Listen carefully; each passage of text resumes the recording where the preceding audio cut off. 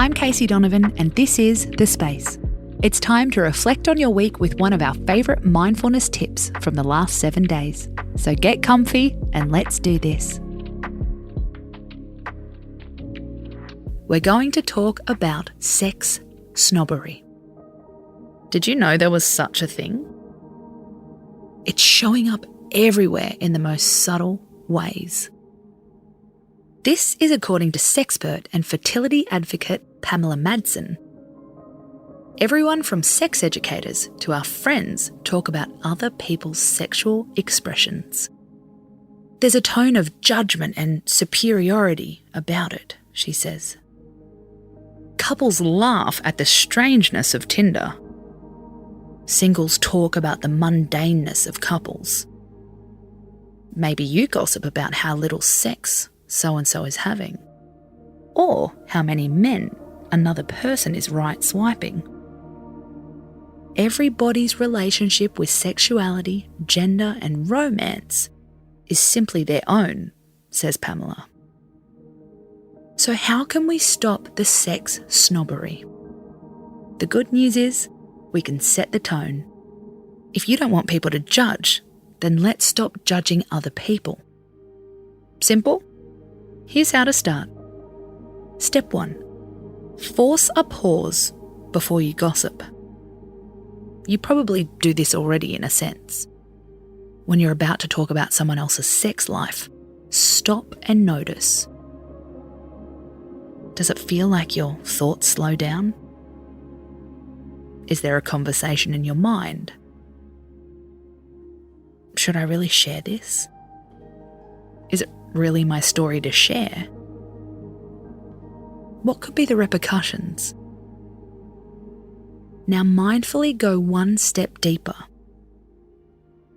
What is behind your urge to share this story?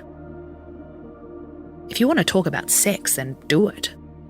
But talk about your own experiences. Notice how you feel if you turn the spotlight on yourself. How do you feel about your own sexuality? Are you in a sex drought? Do you feel sexually dissatisfied? Do you have any sexual regrets? Are you gossiping because you're projecting? This isn't about judging yourself. See your urge to gossip as a useful strategy. What can it pinpoint about your own experiences? Research has found we gossip when we're feeling lonely. It can create social bonds. However, it can also be a way of learning by offering teachable moments. Let's turn that to sex. If your friend's in a sex drought, what do you want them to learn from that? How to project your own relationship? How to kickstart your own sex drive? If you cut through the judgment, there could be a learning curve underneath it. Step 2. Be mindful of false compassion. Watch out for any sentence that starts with, I feel sorry for ... Do you really feel empathy? Or are you faking it to clear your conscience? If you truly felt empathy, what positive step could you take instead of gossiping?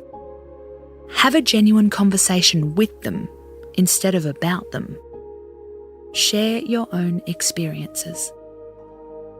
What's worked for you and your relationships? Or simply say, we've all been there, because we all have. The moral of the story? Everybody's sexploits are different. If you're craving gossip, it could be a sign that you're the one who's not connected. Question your motives.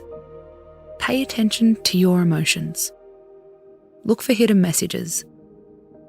Make a genuine connection with the subject of your gossip. Sex lives are full of ups and downs. Let's cut the sex snobbery and try out some better bonding, or bondage if that's your thing. I'm Casey Donovan, and this is The Space. Did you know we have an Instagram page just for you? Check us out at @thespace_podcast.